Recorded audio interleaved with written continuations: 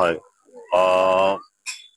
মই ধন্যবাদ জ্ঞাপন কৰিব বিচাৰিছো বিটিআৰ চিফ ডাঙৰীয়াক, মাননীয় প্ৰমোদ বড়ো ডাঙৰীয়াক, যে তেখেতে যি এটা চিন্তাধাৰা কৰিছে যে আমাৰ ধৰ্মীয় অনুষ্ঠানবিলাক মানে ইনফ্ৰাষ্ট্ৰাকচাৰ বিলাক বহুত বেয়া হৈ আছে, যাৰ কাৰণে আমি বহু ক্ষেত্ৰত অসুবিধা পাওঁ, অৰ্ধনিৰ্মিত হৈ আছে। তেনে ক্ষেত্ৰত বিটিআৰ চৰকাৰৰ তৰফৰ পৰা আলাৰী চাং বিথাংকি নামকৰণেৰে এটা অভিলাষী আঁচনি প্ৰস্তুত কৰা হৈছে। আৰু এইটো প্ৰথমবাৰ নহয়, ইয়াৰ আগতো আমি বহুতখিনি ধৰ্মীয় অনুষ্ঠানত যি চৰকাৰী অনুদান আমি প্ৰদান কৰিছো। গতিকে এইবাৰো আমি 15খন ধৰ্মীয় অনুষ্ঠানত প্ৰদান কৰিবলৈ গৈ আছো, তাতে গীৰ্জাও আছে। আৰু যিহেতু মছজিদ মাইনৰিটি ফাণ্ডৰ পৰা প্ৰদান কৰা হয়, ইয়াতে আমি সামৰি লৈছো, গীৰ্জাও সামৰি লৈছো।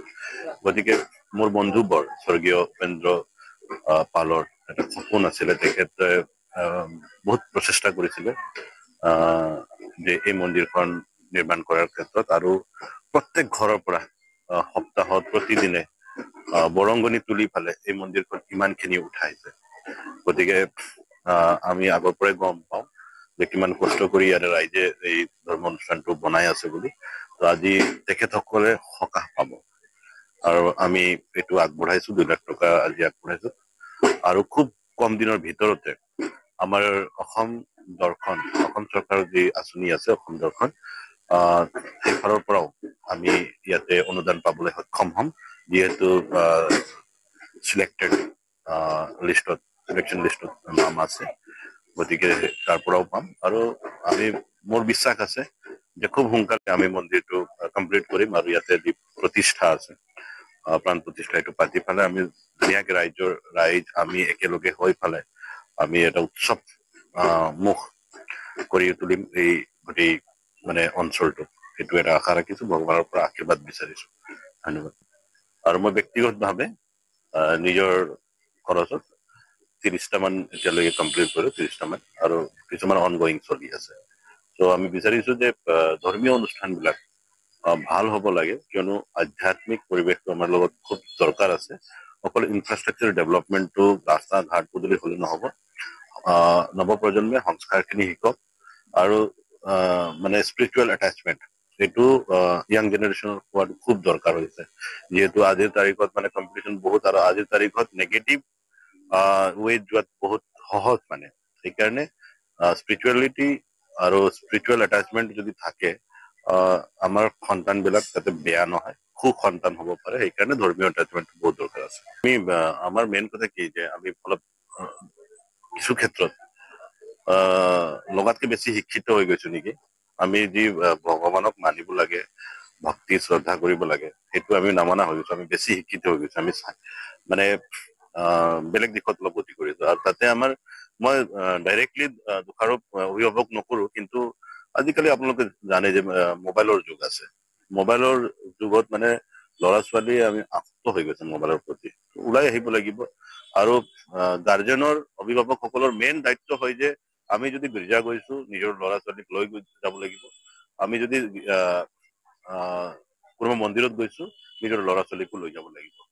তেতিয়াহে তেখেতসকলে এই সংস্কাৰখিনি, আমি ডাঙৰক কেনেকে শ্ৰদ্ধা কৰিছো, সেৱা কৰিছো, আমি বন্দনা আৰাধনা কেনেকে কৰিছো, এইবিলাক শিকিব, আৰু তেতিয়াহে জানিব। আমি এইটো নহয় যে এইটো পাৰ্টিকুলাৰ এজত যে মন্দিৰ আহিব, বুঢ়া বুঢ়ী হলে যে মন্দিৰ আহিব, সেইটো নহয়। সৰুৰ পৰাই এইটো শিকিব লাগিব। মৰেল খিনি আজিকালি স্কুলত নহয়, এই ধৰ্মীয় অনুষ্ঠানতে শিকিব লাগিব।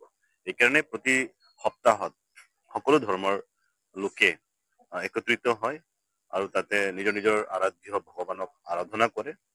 ত' এনেকে পৰিৱেশ লাগে মন্দিৰ বিলাকতো। আজি ইয়াতো কৈ দিলে যে আমি প্ৰত্যেক সপ্তাহত কীৰ্তন কৰো, আমাক কিছুমান যোগাৰ পাতি লাগে। ময়ো কথা দিলো যে সপ্তাহৰ ভিতৰতে সেইখিনি মই যোগাৰ কৰি দিম, যাতে মা দেউতাটো আহিব, ল'ৰা ছোৱালীও আহিব কীৰ্তন কৰিবৰ কাৰণে, পৰিৱেশ এটা পজিটিভ পৰিৱেশ হ'ব। এইটো মই নিশ্চয়কে ভাবি আছো। আমিও বাগানৰ পৰিৱেশতে ডাঙৰ হোৱা, কিন্তু মেইন দায়িত্ব গাৰ্জেনৰ ওপৰত আহি যায়। আপোনালোকে ভাবি চাব, মেইন দায়িত্ব গাৰ্জেনৰ ওপৰত আহি যায়, ছচাইটিৰ ওপৰত আহি যায়, সমাজৰ ওপৰত আহি যায়। আৰু সমাজ ব্যৱস্থা যদি ষ্ট্ৰং হয়, সমাজ ব্যৱস্থাটো যদি ভাল হয়, তেতিয়া সমাজে সেইখিনি চাব। আজি বহুতো এনেকে সমাজ আছে যি সমাজত মানে ষ্ট্ৰিক্ট আছে, এওঁলোকে মানে ল'ৰা ছোৱালী যদি বেয়া ৰাস্তাত গৈ আছে পৰিলক্ষিত হৈছে, তেতিয়া লগে লগে সমাজে বহি পেলাই সেইটো সিদ্ধান্ত লৈ লয়, সেইটো পৰিয়ালৰ ওপৰত সিদ্ধান্ত লৈ যায়। এইটো নহয় যে সমাজৰ পৰা উলিয়াই দিছে, এইটো নহয়, ষ্ট্ৰিকনেছ হোৱাটো বহুত দৰকাৰ আছে সমাজটোক ঠিক কৰি ৰাখিবৰ কাৰণে। নহলে বহুত ল'ৰা ছোৱালী টকা পইচাৰ অভাৱত, আৰ্থিক দুৰ্বলতাৰ অভাৱত পঢ়া শুনা এৰি দিয়ে, আৰু আল্টিমেটলি কম বয়সতে তেখেতসকলে এন্টি ছচিয়েল কামবিলাক কৰিব আৰম্ভ কৰে, মদ ভাং খাব আৰম্ভ কৰে, চুৰ ডকাইতি কৰিব আৰম্ভ কৰে। তেতিয়া সেইবিলাক সেইবিলাক ল'ৰা ছোৱালী আকৌ সমাজতে থাকে, সমাজৰ বাহিৰ হৈ নাযায়। চ' আল্টিমেটলি ওৱান বাই ওৱান বেয়া হ'ব ধৰে। গতিকে মেইন দায়িত্ব গাৰ্জেনৰ থাকে।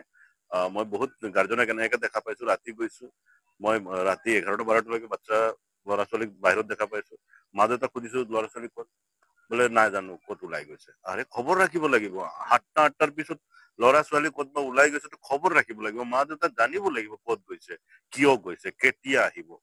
তো আমাৰ সময়ত এনেকে আছিলে ষ্ট্ৰিকনেছটো, এতিয়া নাইকিয়া হৈ গৈছে। কোনে ক'ত গৈছে, কিয় গৈছে খবৰ নৰখাৰ কাৰণে যোনে যেনেকে পাৰে সেনেকে গৈ আছে। অকল ঘাগৰা বুলি নহয়, হাইজিন এণ্ড চেনিটেশ্যনৰ ওপৰতে এইটো টয়লেটছ বিলাক দিয়া হৈছে, community toilets all over BTR community toilets 15 financial ফাণ্ডখিনি ইয়াতেই খৰচ হ'ব। আমি বিচাৰিছো যে ইয়াতো যেনেকে দৰং, আগতে দৰং আছিলে, দৰং ডিষ্ট্ৰিক্টৰ ভিতৰত মানে ছেকেণ্ড পজিশ্যনত এইটো মাৰ্কেট আছে, গতিকে সেইখিনি যোগাৰ পাতি হোৱাটো খুব দৰকাৰ আছে। আৰু লেণ্ড ইছ্যু কিছুমান চলি আছে, এইটো মানে এইবিলাক চল্ভ হৈ গ'লে আমি আৰু বনাব পাৰিম। আমাৰ ফাণ্ডিংটো অলপ কম হোৱাৰ, মাৰ্কেট এণ্ড ফেয়াৰ্ছত আমাৰ ফাণ্ডটো কম, সেইকাৰণে এইটো ভালকে বনাব পৰা নাই। আৰু এইটোৰ কাৰণে আমাক চেন্ট্ৰেল প্ৰজেক্ট লাগিব, নতুবা আমি ষ্টেটৰ পৰা প্ৰজেক্ট আনিব লাগিব। মই বহুতবাৰ DPR বনালো, এইটো এপ্ৰচ কৰি আছো, যদি পাই যাওঁ চেন্ট্ৰেল ফাণ্ড পাই গ'লে ঘাগৰাটো মানে এনেকা হৈ নাথাকে, বেলেগ এটা আমি সপোন চাইছো বনাবৰ কাৰণে। ফাণ্ডৰ কাৰণে অলপ অসুবিধা হৈ আছে, যদি পাই যাওঁ আমি ধুনীয়াকে সজাই যাম, যাতে আমি নাথাকিলেও আমাৰ নামটো থাকি যাব।